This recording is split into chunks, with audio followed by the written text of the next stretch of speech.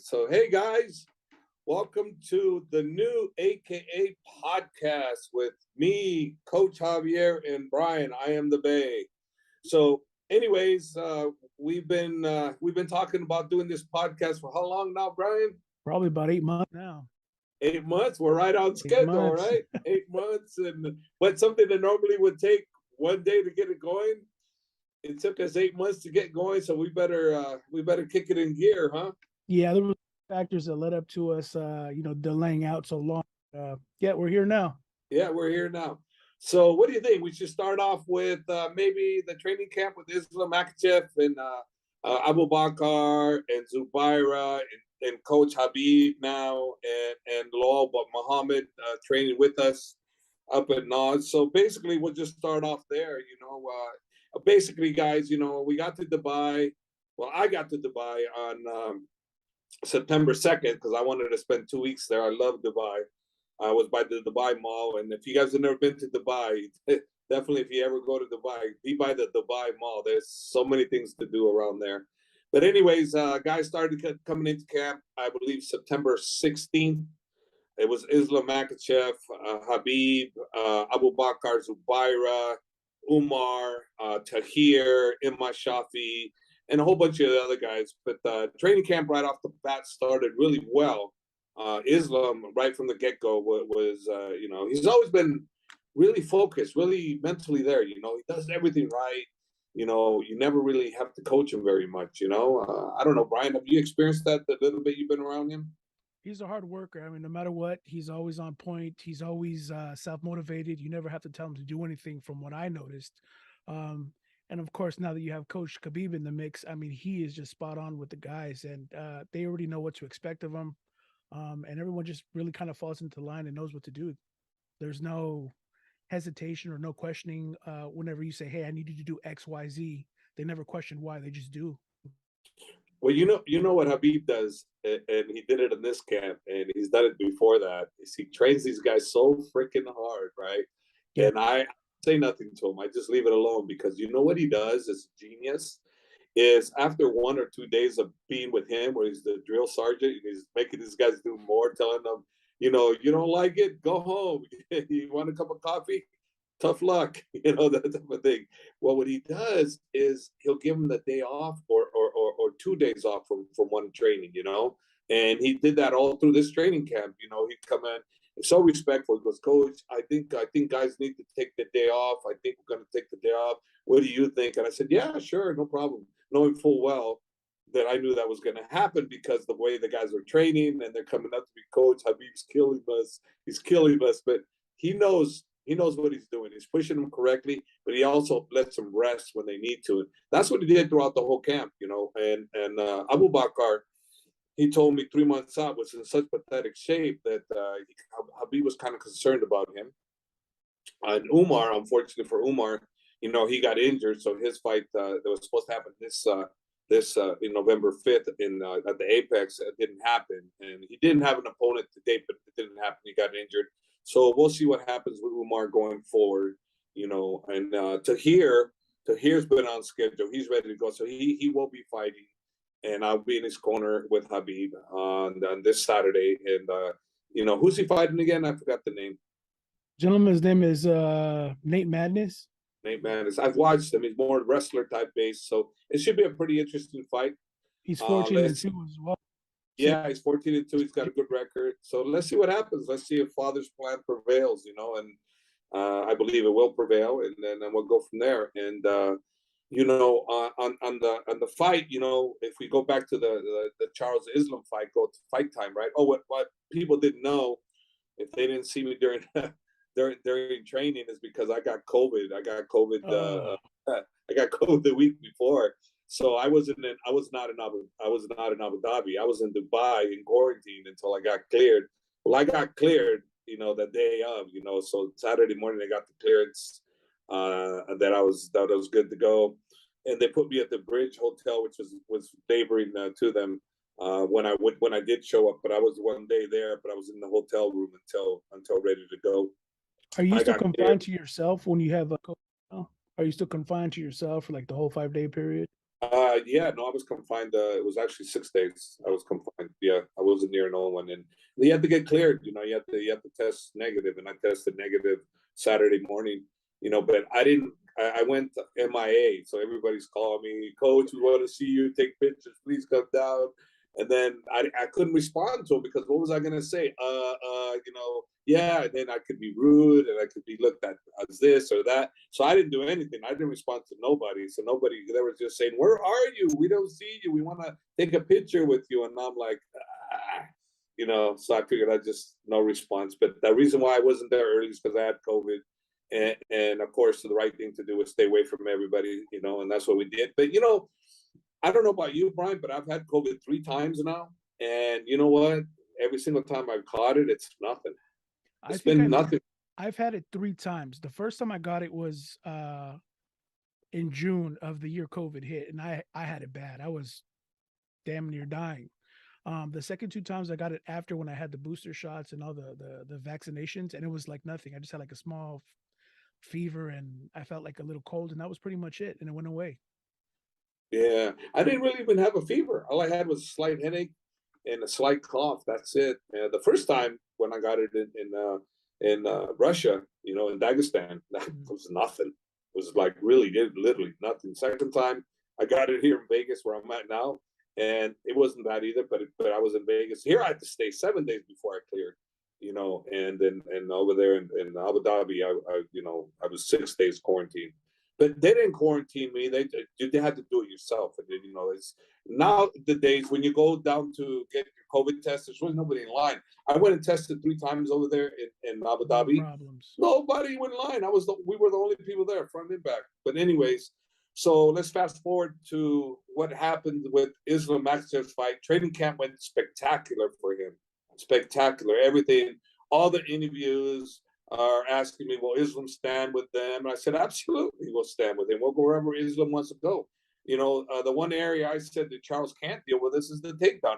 We can control where the fight's going to go. We'll take him down. And they said, well, are you predicting an early knockout, this and that? I said, absolutely not. Because if I predict an early knockout and it doesn't happen, then my mind's going, oh, the knockout was supposed to happen in the second round. Yep. No, no, no, no. We're going 5 hard rounds. Now, if it happens in between, no problem. But my job is to mentally stay sharp. And that's what I did.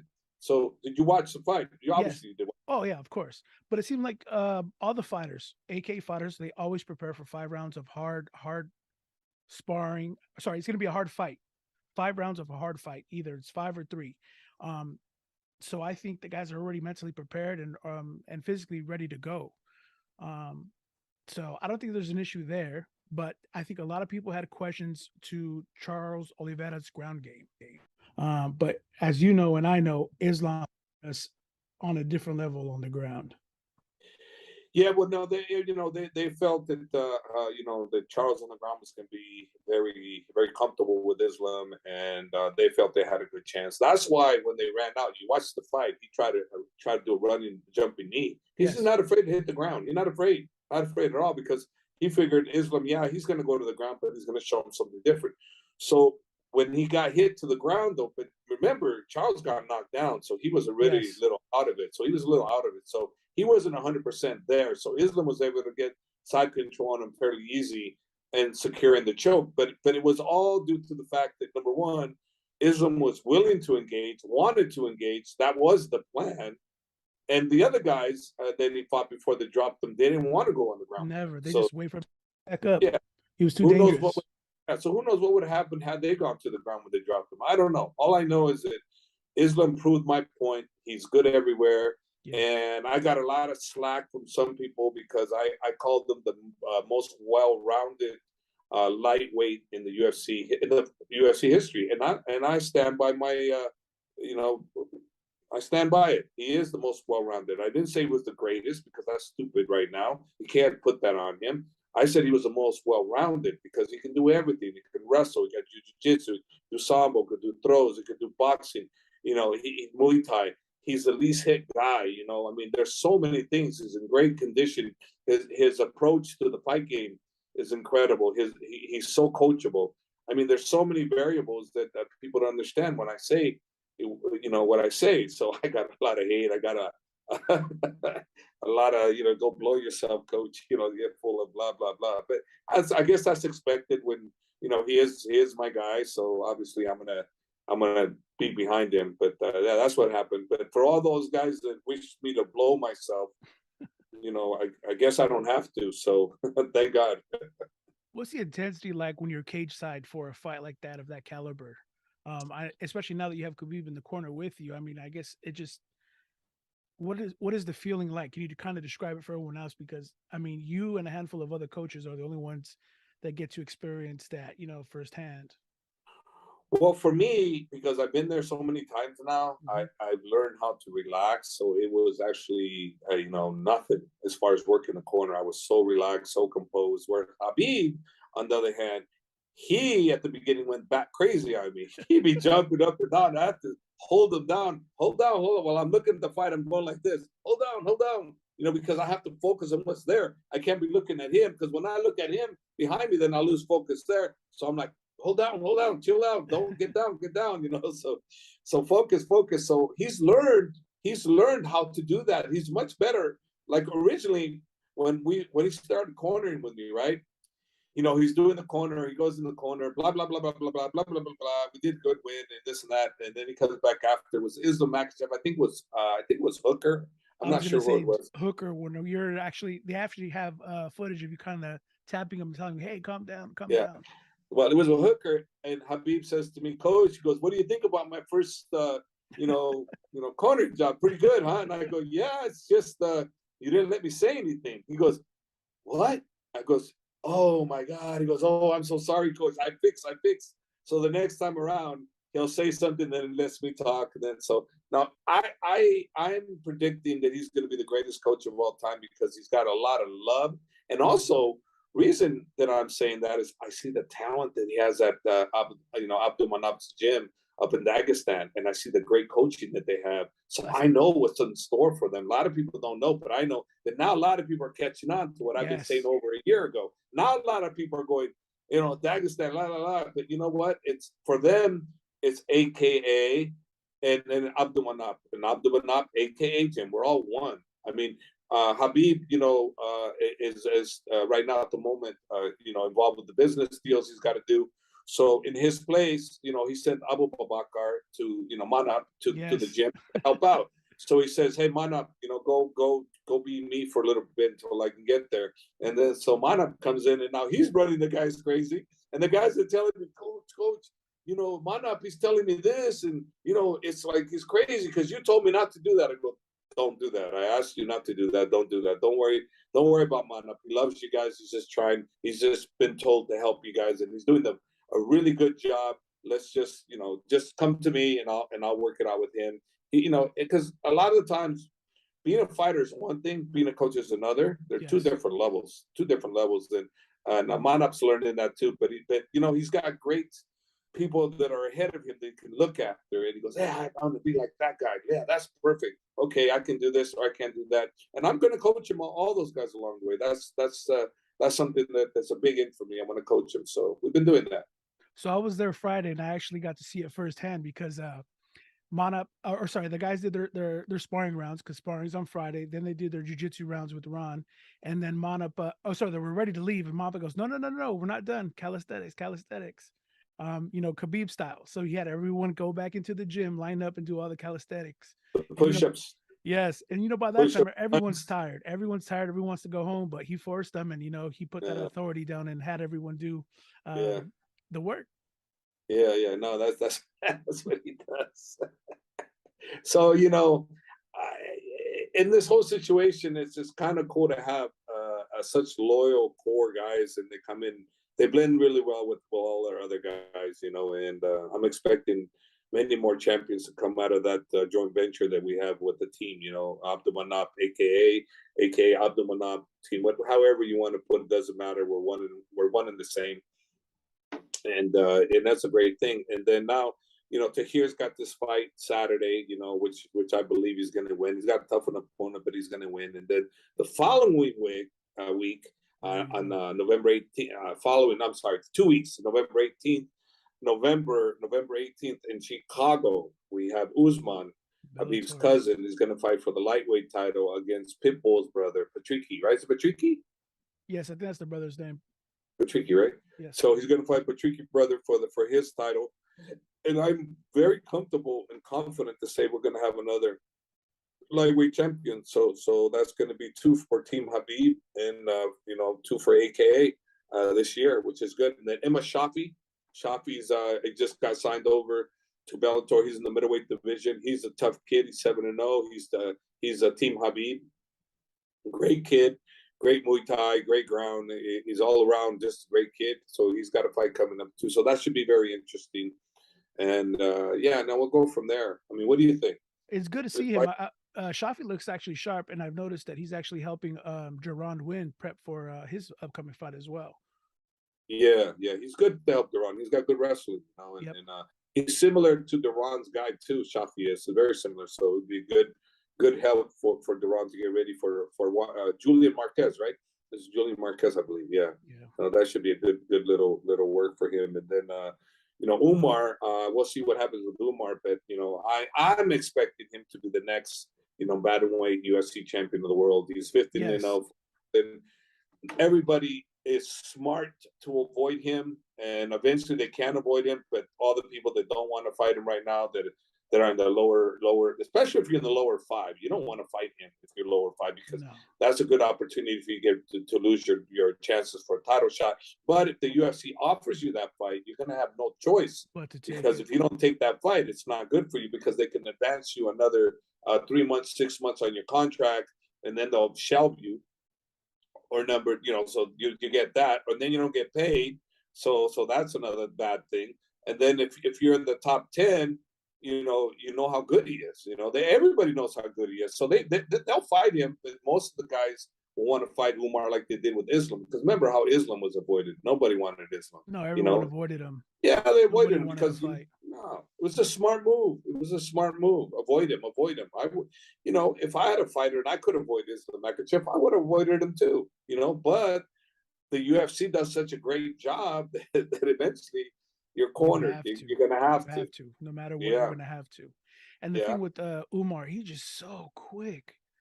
He is so quick, and he has that Luke Rockhold question mark kick that he snaps it, and it's just so fast you don't see it coming. Yeah, what a lot of people don't understand is that he was a world champion Thai boxer. See, I didn't even know that myself. Yeah, Usman too. So they don't understand these guys. These guys, they won the world titles. Or it was MMA. Maybe it's MMA, but he's a kickboxer. Him and his brother Usman. That's why they're so different. Usman is another level. That kid can do everything. Submission, boxing, kicking, knees, you name it. He can do it all. And he's just getting better and better. And he's a big star. He's a big star for Bellator on the rise. Bellator has got a monster star on the rise for them. And the last fight when he fought that real tough wrestler from Uriah Favor's gym, and we were walking out, they were going crazy on Usman. That's when I knew. I said, okay, star is born. That's when usually, when the crowd goes crazy for you and they're all trying to get your picture and they're grabbing at you, that's the star. Star's born. The thing is, they're so humble, so likable guys that it's a matter of time before they just bloom into stars. Yeah. Did you get a chance to watch the UFC? This last one with Cater and that other guy, Allen, or something? Yes, I did. What happened? It was going good, and then towards the end of the first round, Cater went up to do a flying knee, came down wrong on the right foot, and his knee just kind of popped. Luckily, there was a few seconds left in the fight where he survived the ground and pound. At the beginning of the second, he kind of pivoted wrong. The knee just gave in, and that was pretty much it. Wow. Yeah. What a way to go. It was a tough break. So lackluster main event then, huh? Hey, Coach, did you by any chance catch the Jake Paul fight? The Jake Paul versus Anderson Silva? Yeah, actually I did. I just got to Vegas, and as soon as I got to Vegas, I called Blagoy Ivanov. He's one of my fighters, and I go, Coach, what are you doing? I go, I'm in Vegas. Oh, I'm gonna come see you. I go, hey, well, let's go watch the Jake Paul, Anderson Silva fight. He goes, okay, Coach, I know a place. So I said, okay. So he came down. We went to go watch the fight because Jake Paul has been coached by one of our best friends is Jacob Chavez, and Jacob played a role on Jake Paul's fight. He played a lesser role on this one than the other one. So I already knew from Jacob that Jake Paul has been sparring like world champions, and former world champions and in boxing, and he was looking really, really good. So I said, okay, so that's a good sign. And remember, Jake Paul, when he first started, Jake Paul now is a different individual, and he's got professional. He trains hard. He trains very hard. So he fought the first legit, guy that can actually box. This is a guy that can actually box. And if anybody thinks he can't box, reference, Julio Cesar Chavez Jr. Okay, and if you think, oh, well, he was Julio Cesar, well, hey, he won a world title in boxing, so shut up. You got no room to talk. You can't say nothing about Anderson Silva's boxing. No, it is freaking good. It is good. It is good. So, I'm expecting a pretty good fight. I didn't know what to expect because I don't know what Jake's looking like. I'm thinking if Jake can come in and brawl with Anderson, I think that would be the best shot. I think staying on the outside trying to pop shoot him, I think that might not work so well because Anderson's got such great timing. And so you go in, you watch the fight. And the first round, it was kind of like that. Jake was staying on the outside trying to pop shoot him, wasn't really getting him with anything. I thought Anderson won the first round, but the damn fight was so goddamn close almost every round, right? Almost every round. If you watch it, almost every round was like you could have gone one way or another. So I think Anderson lost the first one because he only threw one significant strike, and he was kind of, running around the whole first round, I guess, trying to get the right range or to kind of feel Jake out. Sorry, wrong. You're correct. Anderson lost the first round. He lost the first round. Yeah. All the other rounds were close except the eighth when he got knocked down. But I think his corner told him, hey, you know what? We're down on the cards. You got to put it on him on the eighth. And I think he actually did that tactically as a strategy where he kind of didn't give it his all the second through the seventh round. And on the eighth, I think he was planning to knock him out. And the reason being is because if you look at all of Jake Paul's fights, even the past fights, he gasses out. I don't know what it is, but he seems to kind of gas out. And I think that's what Silva's strategy was, kind of just let him tire him out, and I'll give it to him on the eighth. Well, it might have been. I mean, hard to say because I don't know Silva's game plan, but I did know Jake's, and Jake's plan worked perfect for them. Smothered him. Oh yeah, BJ Flores and the crew and Jacob Chavez, they did their job. They did a great job. And now it's whether you like him or not. You gotta at least acknowledge he can box. I've said it before. He can box. Now everybody has to acknowledge he can box because he can. And he took some decent shots from Anderson. And Anderson wanted to win. He didn't try to dog it. No, he went there to win. He was there to win. And had Anderson knocked him down in the eighth round, we might have seen, who knows? I don't know. The fight was so close. I thought Jake won, even regardless of what the scorecards read. I thought he won based on the knockdown in the eighth round. I said, okay, Jake won this fight for sure. Then when the score was read, it was a little bit like he would have won even if he lost that eighth round. But again, I can't debate it because the rounds were that close. What did you think? I thought they were close. I think they were close, but I think Jake won because he was a lot more active. Overall, he was more active. I understand that Anderson threw more of the power shots and a lot more of the cleaner punches, but Jake was just active. He kept throwing the jab, the 1-2, and then with the overhand right, boom. He was just more active on my end. Yeah, I can't. Like I said, for me, I can't. I was looking up Lagoy. Who do you think won that round? We're like, I don't know. Too close to call. So you saying what you're saying, I'm good with it. I'm good because they were that close. So this is one of those ones where there was no robbery. There was no robbery. No. And the end proved the point that the end was going to be the victor, and it was Jake Paul. And had it been the other way around, and Anderson knocked him down, and Anderson would have lost, maybe you could have debated it. Because you go, wait a minute, some of those rounds should have been, but no, this was like, it was a good fight. It showed Jake Paul can definitely box. And, I think, in my opinion, the next logical step, since they got into it already, Nate Diaz, the bad boy, Nate Diaz. Maybe they can slap box each other first. It has to be the next one. That would I do great numbers, I think. I think it'll do fantastic numbers, and I think they should have maybe from one of the camp fight the other guy. Wasn't it Chris Avila that also fought from Nate Diaz's camp on that? We should probably Yep. put him on that one with maybe somebody Jake Paul's group or somebody. I don't Maybe know that yeah. his brother. I was gonna say his brother, but I think the weight classes are totally. I think Jake's brother. He's big, huh? Yeah, I think he's way big. Logan. I was looking for the guy's name, but I think Yeah, but Logan is What's way big. Chris Avila's weight? I'm not sure. Let me see if I can find it real quick while we Because talk Chris here. Avila and him could fight. That would be a double Jake Paul event. The Logan brothers, right? I think that'd be cool. And then Avila can go, or no, you can't do Nick Diaz. Nick Diaz still with tied with the UFC. That won't work. So Chris is 155. Oh shit! No way. No, No no way. way. No, but you know what? Wait a minute. He's 155. Okay. When Floyd fought him, what was Floyd? Mm, let me see. Well, Floyd walks around at 148. Yeah, I know. That's what I'm trying to get. 148. He fought Logan. Okay, Logan was what 200 Yeah. pounds. So I bet you Chris Avila can go to 180, and Logan can probably get to 185 or somewhere around there where it's a match. I think they have to be within 7 pounds of each other, and it's a match. You There you know. go. Yeah, I'm just talking. We're just trying to play matchmaker. Someone probably can show. So So here we go. I got better numbers for you. Floyd Mayweather was 155 when he fought Logan, and Logan was 189 and a half. 89 and a half. 189 and a half. Yeah. They can do it. They don't want just unsanctioned, not a real. You know what I mean? They can do the same thing.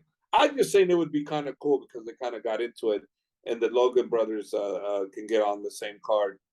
Yeah, that would be cool, but it'd be crazy too. Yeah.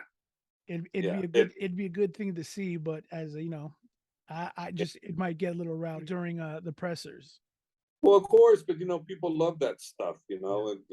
Me, I don't particularly care for that, but people love that stuff.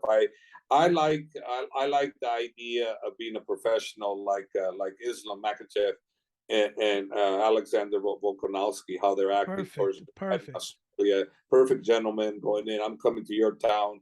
I'm gonna fight you, and you're just a little guy. Okay, big deal. I am a little guy, but I'm coming to knock your head off, and that's what Volkanovski's gonna come to do. He's gonna come to knock his head off, and we're going into Australia to defend the lightweight title. With Yeah, the same so mindset. yeah, and that should be a very interesting fight. We'll see how it goes, but let's see when the training camp starts, and let's see what happens. But that should be very, very interesting. Yeah, I'm excited. The minute they went at it in the octagon, I was excited for it. Yeah. So what do you think? So probably tell the fans what things that you guys might want. You guys want us to do maybe some fan questions again? If you do, just drop us a message, and then we'll go from there or get some ideas. If you want, we can get some of the guys to come and interview them. Like maybe you guys want Umar on his interview, Usman before his fight. We can get that. Maybe we got Islam, things of that nature. For AK podcast, let us know. Drop us a dime. See what's up. But if you want to drop us money, that's okay too. Do we have somewhere where they can give us money, Brian? So I can get some headphones or something. We are looking for sponsors. So if you want to, sponsor this podcast, just send us an email or leave us a comment below, and we'll get to you. Yeah, we're gonna get to you. So good. Okay, that's good. Up and coming events, Bellator, December 9th. You have who fighting on the card? Who from the gym? We have Usman, who's fighting for the lightweight title against Patricky, Pitbull brother. And that one's in November. That one's November 18th, I believe. November 18th. November 18th. And then December 9th, you have a bunch of AKA guys as well. You have Kyle Kretschmer, you have Theo Haig, you have Vlad. Mark Clemaco fight for LFA. And Mark Clemaco fighting for LFA all on the same day. Chuck Campbell's fighting in England, I think. Oh wow. I don't know, but Chuck's fighting in England.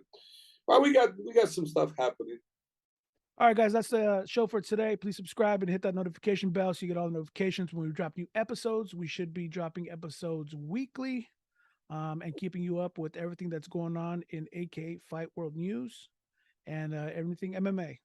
Yeah, we're also going to do, interviews, English lessons for all my foreign fighters. English lessons, foreign fighters for English for my foreign fighters. So we have a section We should have one on YouTube for that. I have enough of them already, so we should start that foreign lessons for non-speaking English fighters. All right, coach. Thank you for your time, Okay, man. all right, Pleasure. all right, Brian.